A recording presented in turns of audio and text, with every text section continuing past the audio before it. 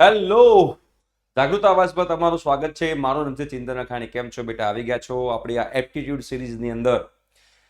Every મંડે, Wednesday અને Friday રાત્રે 9 વાગ્યા લેક્ચર આવે છે. બહુ જ કામનું લેક્ચર છે તમારા ગેટ એક્ઝામની પ્રિપેરેશન માટે, તમારે જોબની પ્રિપેરેશન માટે.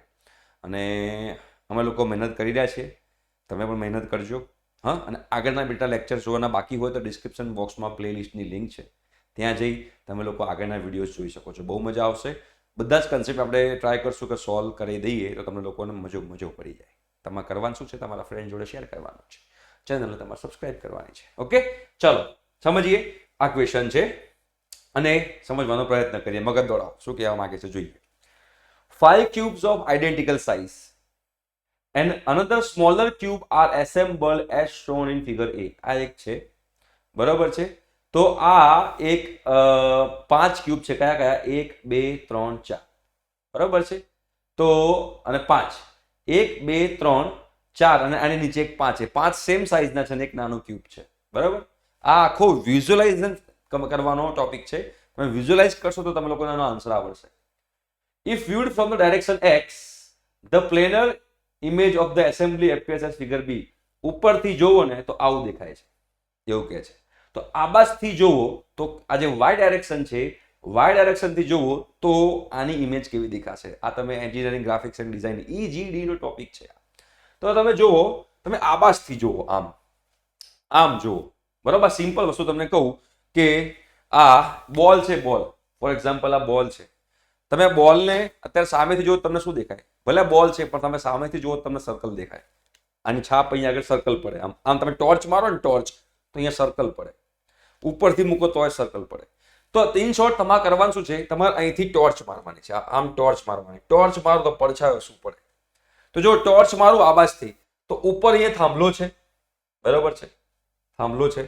આ એક પિલર છે. આ બાજુ પિલર નથી, મતલબ કે આ પિલરની ડાબી બાજુ પડછાયો નહીં પડે. તમે સમજી શકો છો? એટલે કંઈક તમે આબાજથી ટોર્ચ મારશો ને, તો આબાજથી ટોર્ચ મારશો તો ઉપરનું કંઈક આવું બનશે. જુઓ, આમ આમ ટોર્ચ મારો તો દિવાલ ઉપર આ અને આ જે છે એનો પડછાયો પડે કે ના પડે? આનો પડછાયો પડે કે ના પડે? બરોબર. આ ભાગ જે છે, આ ભાગ એ કોઈ દિવસ ના દેખાય. તમે આબાજથી જોતા હોવ, આબાજથી જોતા હોવ તો તમને આ સાઈડ ભાગ કોઈ દેખાય નહીં. આ બે દેખાય તમને, તો તમને એ બે દેખાય અને આ લાઈન તમને દેખાય. આ લાઈન તમને દેખાય, તો એ લાઈન તમને દેખાય. આબાજથી દેખાવ હોય તો આ તમને જે સર્કલ દેખાય, આ વચ્ચેનું દેખાય, બરાબર. આ એટલું તો દેખાય જ. અને બીજું શું દેખાય? બીજું તમને દેખાશે આ નાનો સર્કલ, આ નાનું ચોરસ. જે નાનું ચોરસ શું છે? જો જમણી બાજુ છે. તમે આ બાજુથી જુઓ તો આની જમણી સાઈડ છે, મતલબ કે આ બાજુ ક્યાંક હોય. આમ તમે ઇમેજિન કરો, તમે લોકોને આઈડિયા આવશે. તો એવી કોઈ ફિગર છે? હા, એવી ફિગર છે ને, આ રહી. જો ઓપ્શન એ. અહીં ડાબી બાજુ છે, બટ તમે જોશો તો આ બાજુ ખૂણામાં છે. આ બાજુ ખૂણામાં છે. આ બાજુથી જુઓ, આ બાજુથી, તો એ આ બાજુના ખૂણામાં દેખાવાનું છે. તો તમે આ ઇમેજિન કરી શકો, તમે લોકોને ખબર પડે કે બેટા આન્સર સાચો છે કયો? Option A. વિઝ્યુઅલાઇઝ કરવાનું છે. તમે engineering graphics and design EGD subject ભણેલા હોવ તો તમને આ જે ક્વેશ્ચન છે એકદમ પપલું લાગશે. છે બહુ ઇઝી, બરોબર છે. ખાલી તમારે ઇમેજિન કરવાનું છે. તમે ઇમેજિન કરી શકો તો તમારો બેડો પાર થઈ જાય. ઓકે, ચલો એના પછીનો MCQ જોઈએ. If two distinct non-zero real variables x and y આપેલા છે such that x plus y is proportional to x minus y. એટલે બેટા આવું લખેલું છે. જો શું લખેલું છે? x plus y is directly proportional to x minus y. તો x by y ની વેલ્યુ કોની ઉપર ડિપેન્ડ કરે એવું કીધું છે. આ આપણને આપેલું છે બેટા, અને કીધું છે કે x by y વેલ્યુ કોની ઉપર ડિપેન્ડ કરશે? તો depends on xy, depends on only x, not y, depends on only y, not on x, or constant. શું છે શું નહીં આપણે ચેક કરવાનું છે. ચલો, તો ચેક કરવા માટે આપણે આટલું તો વસ્તુ આપેલી જ છે. હવે બેટા આપણે આટલી વસ્તુ આપેલી હોય તો મારે પ્રપોર્શનાલિટી નીકાળવી હોય તો ઓલવેઝ આપણને ખબર છે પ્રપોર્શનાલિટી નીકાળીએ એટલે મારે કોઈ કોન્સ્ટન્ટ મૂકવો પડે. તો અહીંયા હું લખી શકું x plus y is equal to કોઈ કોન્સ્ટન્ટ x માઇનસ y. હવે મારે કોની વેલ્યુ ફાઇન્ડ કરવી છે? મારે x બાય y ની વેલ્યુ ફાઇન્ડ કરવી છે. તો આમાં x બાય y લાવવાનું ટ્રાય કરો. ચલો, તો x plus y is equal to kx minus ky. કહેવાય કે ના કહેવાય? તો એક બાજુ x વાળા પદ લઈ લો, એક બાજુ y વાળા પદ લઈ લો. તો kx ને આ બદલાઈ દઉં તો x માઇનસ kx થાય, બરાબર. y ને પેલી બાજુ લઈ જાઉં તો માઇનસ y માઇનસ ky થાય. આમાંથી કોમન શું નીકળે બેટા x, તો અહીંયા શું લખાશે 1 માઇનસ કે. આમાંથી કોમન શું નીકળે minus y, plus y common કાઢીએ તો -1 માઇનસ કે કોમન નીકળે. મારે શું શોધવાનું છે x બાય y.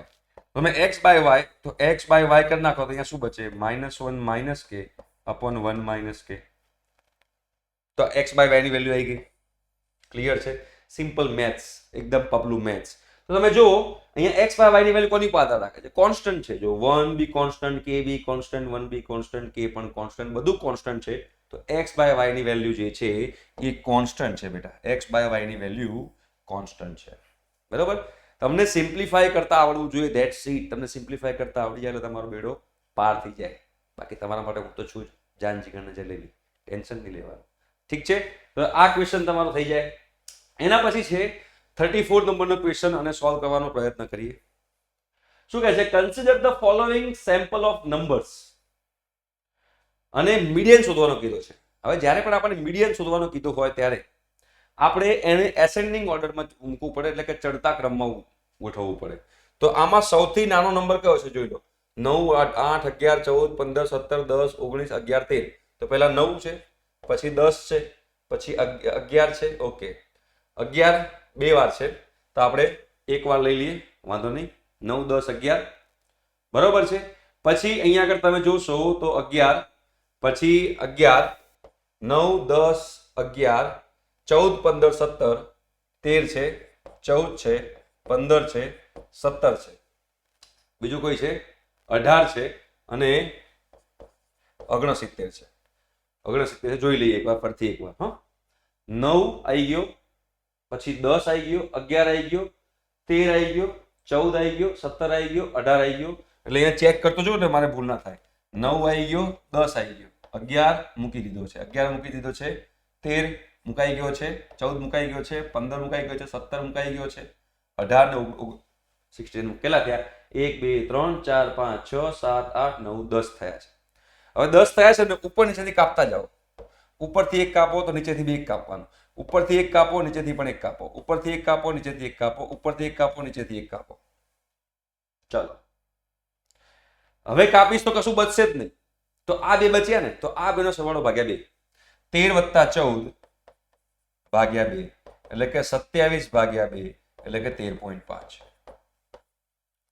કાપતા જાઓ કાપતા જાઓ કાપતા જાઓ. જો એક જ બચે, એક જ, તો એ તમારું મીડિયન થઈ ગયું. બે બચે તો હવે કાપીશું તો શું થશે? હવે કાપીશ તો કશું બચશે જ નહીં, તો અહીંયા અટકી જવાનું. તો આ વત્તા ભાગ્યા 2. ધારો કે આવી રીતે હોત, 5, 7, 9, 11, 13, 15, 17. આનો મારે શોધવો છે મીડિયન. તો આનો તમારે મીડિયન શોધવો હોય તો ઉપરથી એક કાપો તો નીચેથી એક, ઉપરથી એક તો નીચેથી એક, ઉપરથી એક તો નીચેથી એક. ખાલી 11 જ બચ્યો તો 11 તમારો મીડિયન થયો કહેવાય. એક જ બચ્યો તો મીડિયન. હવે અહીંયા આગળ બે બચે છે તો આનો સરવાળો ભાગ્યા 2 કરતો તમારો આન્સર આવી જશે 13.5. બરોબર? 13.5 તમારો આન્સર છે. ક્લિયર છે? બરોબર છે? ઓકે, તો અહીંયા તમને ક્લિયર થઈ ગયું. હવે 35 નંબરનો ઓપ્શન જો, 35 નંબરનો ક્વેશ્ચન જો, તમને લોકોને આઈડિયા આવશે. 35 નંબરનો ક્વેશ્ચન જે છે એ તમે લોકો જોવો, તમને લોકોને આઈડિયા આવશે. The number of coins of 1 રૂપી, 5 રૂપી અને 10 રૂપી જે છે એને રેશિયોમાં આપેલા છે 5:13, 3:13. હવે યાદ રાખજો વસ્તુ, જ્યારે આ રેશિયોમાં આપેલા હોય તો શું કરવાનું? 5:3:13 છે. મતલબ કે આ જે છે, આ 5 જે છે એ 1 રૂપિયાના સિક્કા માટે છે, આ 1 રૂપિયાના સિક્કા માટે છે. 3 જે છે 5 રૂપિયાના સિક્કા માટે છે અને 13 જે છે એ 10 રૂપિયાના સિક્કા માટે છે. બરોબર? The number of coins. આનો કહેવાનો મતલબ શું છે કે નંબર ઓફ કોઇન્સ 1 રૂપિયાના નંબર ઓફ કોઇન્સ અને 5 રૂપિયાના નંબર ઓફ કોઇન્સ નો રેશિયો લઉં. સમજો, આ ધ્યાનથી સમજી લેજો એકવાર. હું 1 રૂપિયાનો સિક્કો છે અને 5 રૂપિયાના સિક્કા છે, એ બંનેની સંખ્યાઓનો રેશિયો લઉં. કોનો રેશિયો? 1 રૂપિયાના સિક્કાઓની સંખ્યાનો અને 5 રૂપિયાની સંખ્યાઓની સિક્કાનો. તો 5/3 છે. 5/3 છે. બરોબર? ઉપર શું છે? ઉપર 1 રૂપિયાના સિક્કાઓની સંખ્યા ડિવાઈડ બાય 5 રૂપિયાના સિક્કાઓની સંખ્યા, તો 5/3 થાય. બટ આ 5/3 ક્યારે થયું? એની પહેલા કંઈક તો આવું હશે જ ને, ધારો કે 10/6. ધારો કે એમ કહું કે 1 રૂપિયાના સિક્કા જે છે, 1 રૂપિયાના સિક્કા 10 છે અને 5 રૂપિયાના સિક્કા 6 છે. તો 10 ભાગ્યા 6 તો છેલ્લે શું આવે 5 ભાગ્યા 3. મતલબ કે અહીંયા ગુણ્યા 2 હતું ને ગુણ્યા 2 હતું તો 2 કેન્સલ થયા અને 5 ભાગ્યા 3 આવ્યું. એટલે 5 ભાગ્યા 3 બધું કટ કરતા છેલ્લે 5 ભાગ્યા 3 બચ્યું. મતલબ કે 5 ભાગ્યા 3 બચ્યું. તો એનો મતલબ બેટા એવો થાય છે, ધ્યાનથી સમજજો કે મેં કોઈ એક રિયલ નંબર ઉપર નીચેથી સેમ કટ કરેલો હશે. કોઈ એક રિયલ નંબર, ધારો કે 5 ભાગ્યા 3 છે, 5 ભાગ્યા 3 ને આપણે એવી રીતે પણ લખી શકીએ ને કે સમજો તમે અહીંયા આગળ 15 લઉં ને અહીંયા ભાગ્યા 9 લઉં તો આનો ગુણોત્તર તમે ફાઇનલ ગુણોત્તર શું આવે? ફાઇનલ ગુણોત્તર તો 5 ભાગ્યા 3 જ આવવાનો છે. મતલબ એવું પોસિબલ છે કે 1 રૂપિયાના સિક્કાઓ 15 હોય અને 5 રૂપિયાના સિક્કા 9 હોય, એ બેનો ગુણોત્તર લો તો 5 ભાગ્યા 3 આવે.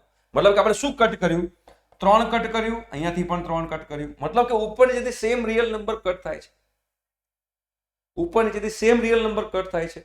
તો ઉપર નીચેથી સેમ રિયલ નંબર કટ થાય અને છેલ્લે 5 ભાગ્યા 3 બચે છે ને, છેલ્લે 5 ભાગ્યા 3 બચે છે. તો હું એવું કહી શકું કે જે રિયલ નંબર કટ કર્યો છે હું x એવું કહી દઉં. જે રિયલ નંબર કટ કર્યો છે એ x છે. તો પછી એનો મતલબ એવો થાય કે 1 રૂપિયાના સિક્કાની સંખ્યા કેટલી થઈ? 1 રૂપીસ કોઈનની જે સંખ્યા છે કેટલી થાય? 5x ના થાય. અને 5 રૂપીસના કોઈન જે છે એની સંખ્યા કેટલી થશે? 3x થશે. હજુ આ બંનેનો રેશિયો લો તો x કટ થઈ જાય અને 5/3. આ x તરીકે ધારો કે 3 હોય તો 15 ભાગ્યા 9, x તરીકે ધારો કે 6 હોય તો 30 ભાગ્યા 18.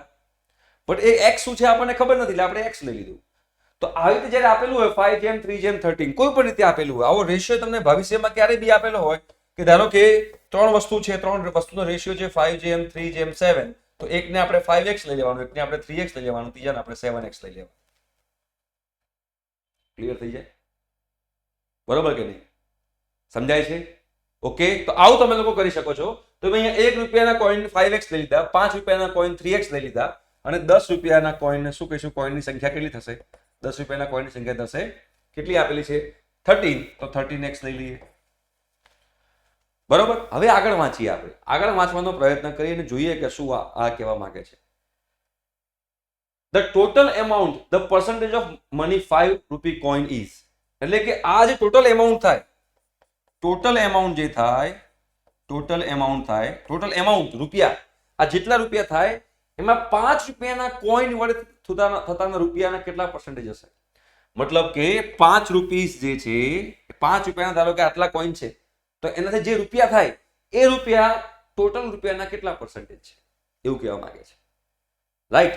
તો ધારો કે 1 રૂપિયાના કોઈન 5x છે તો ટોટલ કેટલા રૂપિયા થાય? 5. ધારો કે 1 રૂપિયાના 50 કોઈન હોય તો રૂપિયા કેટલા થાય? 5x રૂપિયા થાય. તો 5x રૂપિયા થયા. આ 5x રૂપિયા થયા. હવે 5 રૂપિયાના કોઈન 3x છે તો એક કોઈનની કિંમત 5 રૂપિયા હોય તો 3x કોઈન છે તો રૂપિયા કેટલા થયા? 15x ના થયા બેટા? 15x રૂપીસ થયા. 3x કોઈન હતા. ધારો કે 10 કોઈન હોય તો 10 કોઈન ગુણ્યા 5 50 રૂપિયા થાય. ધારો કે 20 કોઈન હોય તો 20 કોઈન ગુણ્યા 5 100 રૂપિયા થાય. તો 3x કોઈન છે તો 3x * 5 15x રૂપીસ થાય. બરોબર છે. અને 10 રૂપિયાના 13 કોઈન છે તો અહીંયા 130x રૂપીસ થાય. બરોબર. ટોટલ કેટલા રૂપિયા થયા? ટોટલ એમાઉન્ટ થઈ 150x. આ રૂપિયા થયા. ટોટલ 150x રૂપિયા થયા. હવે આ 15x રૂપિયા જે છે એ 15x રૂપિયા એ 150x ના કેટલા ટકા છે? કેટલા ટકા છે? તો મારે શું કરવાનું છે? સીધું કે 15x / 150x * 100 આટલા પર્સન્ટેજ હોય તો x કેન્સલ, અહીંયા 10 થાય, 10% તમારો આન્સર છે. 10% તમારો આન્સર છે કે આ 15x જે છે એ 150x ના 10% છે. થઈ ગયું. 10% તમારો આન્સર છે. તો આવી રીતે તમારા લોકો બેટા એક્ઝામ્પલ ગણવો પડે. પણ આ રેશિયો વાળો આવે તો તમારા લોકો ખાસ ધ્યાનમાં રાખવાનું કે આને 5x કહી દેવાનું, આને 3x કહી દેવાનું, પેલા 13x કહી દીધું. તો 1 રૂપિયાના કોઈન 5x સંખ્યા, 1 રૂપિયાના કોઈનની સંખ્યા 5x, 5 રૂપિયાના કોઈનની સંખ્યા 3x, 10 રૂપિયાના કોઈનની સંખ્યા 13x. તો 5x 1 રૂપિયાના સિક્કા હોય તો રૂપિયા 5x રૂપિયા થાય. 3x એ 5 રૂપિયાના સિક્કા છે તો રૂપિયા 15x રૂપિયા થાય. અને 13x 10 રૂપિયાના સિક્કા છે તો રૂપિયા 130 થાય. ટોટલ રૂપિયા થાય 150x. તો 15x એ 150x ના 10% છે. થઈ ગયું. બરોબર. તો આવી રીતે તમારા લોકો એક્ઝામ્પલ ગણવું જોઈએ. આઈ હોપ સો કે તમને લોકોને આ વસ્તુ ક્લિયર થઈ હશે. અને ક્લિયર થઈ હોય તો કમેન્ટ બોક્સમાં કમેન્ટ કરજો કે સર મજા આવી. ઠીક છે. Thank you so much. By.